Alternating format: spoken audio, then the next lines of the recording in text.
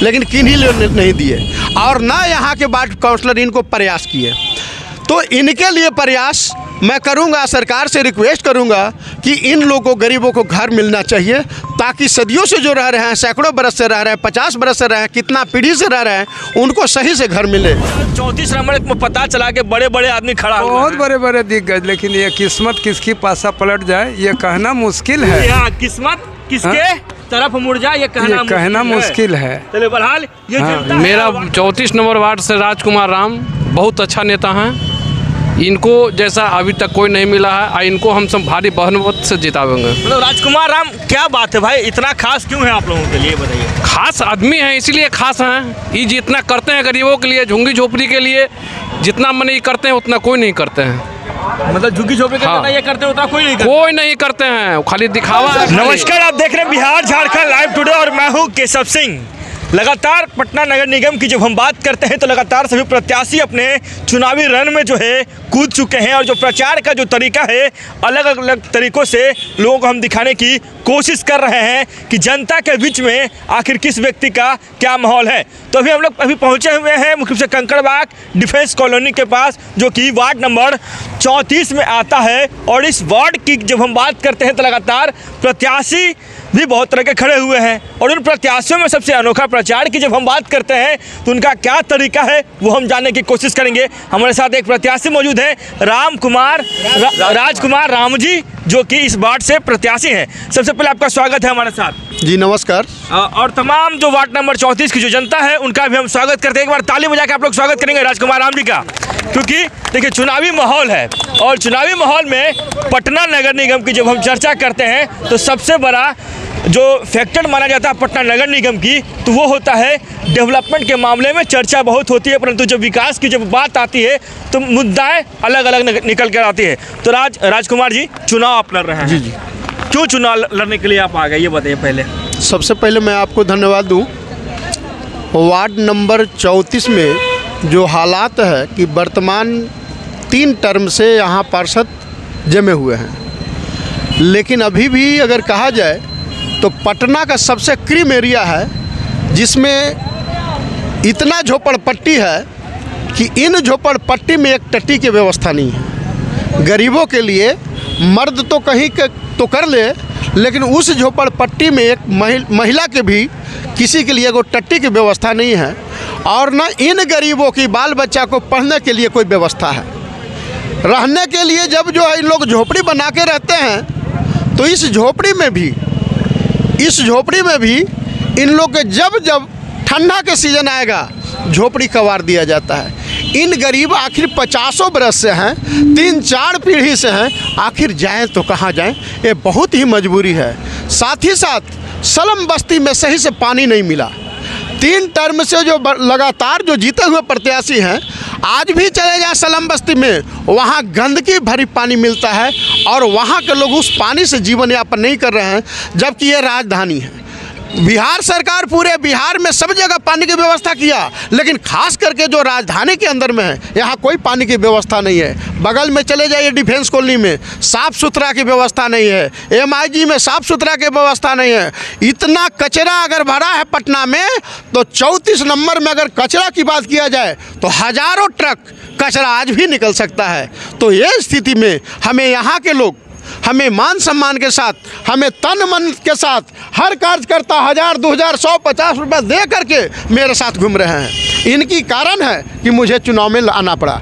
राजकुमार जी, सबसे बड़ी जब हम बात करते हैं तो पटना के विकास के लिए हज़ारों करोड़ रुपया दिया जाता है विकास करने के लिए, मगर आप आरोप लगा रहे हैं पटना नगर निगम पे कि आज भी पटना जो है पहले जैसा ही है। हज़ारों ट्रक में जो है कचरा निकल सकता है आपके वार्ड में। जब आपका वार्ड का ये हाल है तो नगर निगम का क्या हाल होगा? अगर पार्षद अगर मान लिया जाए कि इन जनता को काम किए होते तो इनको करोड़ों की संपत्ति बनाने के कहाँ से आखिर रीजन है? मैं अगर चुनाव जीतता हूँ तो सबसे पहले FIR करके इस पर निगरानी करेंगे, इनको जांच कराएंगे, और जांच में अगर सही पाए गए तो यहाँ जेल भेजने की भी हम लोग तैयारी करेंगे इन जनता की सहयोग से।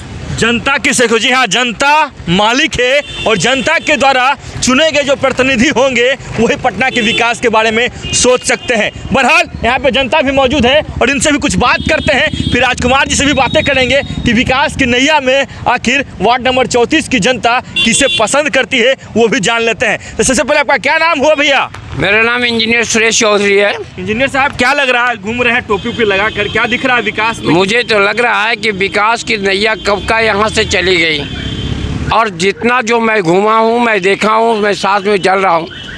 अब ये आए हैं, कह रहे हैं कि हम वार्ड 34 को मैंने बहुत क्लीन बनाएंगे। तो 15 वर्षों से तो ये को क्लीन बनाया तो देख ही लिया। अब इनको मौका हम दे रहे हैं और इनके मौका देने के कारण हम पूरे वार्ड का पूरा ले करके घरे घर पता है आप लोगों को ये विकास करेंगे राजकुमार जी? हाँ करेंगे सर। मतलब जहाज चलेगा पटना के सड़कों पे? ये हाँ सर चलेगा। चलेगा। चलिए, क्या लगता है वोट मिलेगा आप लोगों का? क्या नाम हुआ आपका? निर्मला देवी। निर्मला जी, जो राजकुमार जी इनको पहचानते हैं, ये बताइए। हाँ पहचानते क्या कभी कोई कार्य किए थे आप लोगों को, सहयोग किए थे? जीते करेगा।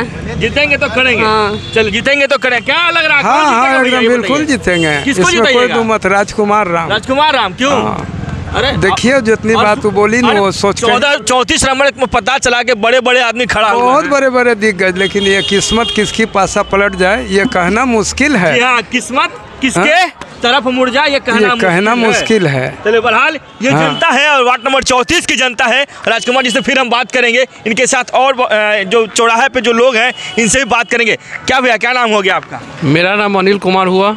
अनिल जी, चुनाव आया हुआ है, 7 दिनों के बाद यहाँ की जनता जो है वोट करेंगे अपने प्रत्याशी को, चाहे मेयर हो या उपमेयर हो या फिर वार्ड प्रत्याशी हो। क्या लग रहा है कौन जीत रहा है आपके 34 नंबर वार्ड से? ये बताइए। मेरा 34 नंबर वार्ड से राजकुमार राम बहुत अच्छा नेता हैं। इनको जैसा अभी तक कोई नहीं मिला है और इनको हम सब भारी बहुमत से जितावेंगे। मतलब राजकुमार राम, क्या बात है भाई, इतना खास क्यों है आप लोगों के लिए, बताइए। खास आदमी हैं इसीलिए खास हैं। ये जितना करते हैं गरीबों के लिए, झुग्गी झोपड़ी के लिए, जितना मन ये करते हैं उतना कोई नहीं करते हैं। मतलब झुग्गी झोपड़ी के जितना ये करते हैं उतना कोई नहीं करता? कोई नहीं करते हैं, खाली दिखावा है, खाली सिर्फ दिखावा है। 15 साल से लोग मैंने यहाँ पर हैं, वार्ड पार्षद बने हुए हैं, वो कुछ नहीं करते हैं। बाप रे बाप, सुनी लिए ना, यही पटना की विकास है। और पटना के जब विकास की जब हम बात करते हैं तो पटना का विकास कैसे होगा और कैसे जनप्रतिनिधि कर पाएंगे वो तो भगवान ही जाने। बहरहाल राजकुमार राम जी लगातार क्षेत्र घूमने, और लोग यहाँ पे मौजूद हैं। क्या भैया, कैसे हैं? ठीक ठाक हैं जी। क्या लग रहा है, चुनाव में कुछ दिन और बचा हुआ है? देखिए, चुनाव अभी जो स्थिति है वार्ड का, और वार्ड का स्थिति जो अगला जो पार्षद है उनके कारण हुआ है, तो तमाम जनता त्राहिमाम है। वार्ड संख्या 34 के तमाम जनता त्राहिमाम है। पानी के लिए, सफाई के लिए या और भी राशन कार्ड है, बहुत सारा जो वार्ड में जो आता है, तमाम तरह का जो योजना है, वो योजना से वार्ड संख्या 34 के जनता वंचित है और उनको कोई भी लाभ नहीं दिया गया।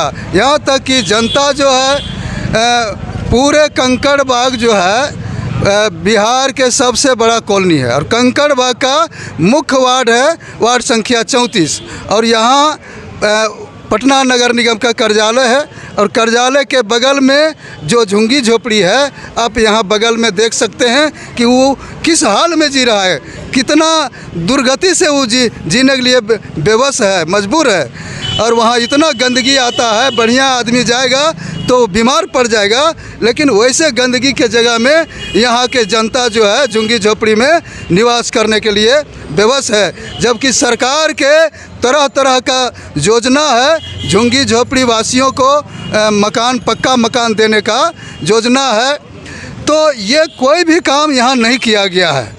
मतलब सिर्फ झूठे वादे किए गए, झूठे वादे किया गया है, जिसके कारण तमाम जनता त्रस्त है। और इस बार हमारे भाई राजकुमार राम जी को पूरे तरह से वार्ड संख्या 34 के जनता सपोर्ट कर रही है और इनको भारी मतों से विजय बनाएंगे। बताइए, सामने विरोधी बहुत तरह के हैं, कोई पैसा पे वोट खरीदा गया, कोई नोट की बात करेगा, कोई जो है विकास के वादे करेंगे, मगर क्या लगता है उन प्रतिबंधी से डर नहीं लगता है? आप लोग जो खुले तौर पे बोल रहे हैं प्रतिबंधी तो उसका काम है वही है, तो उससे हम डर जाएंगे तो जनता का सेवा कौन करेगा?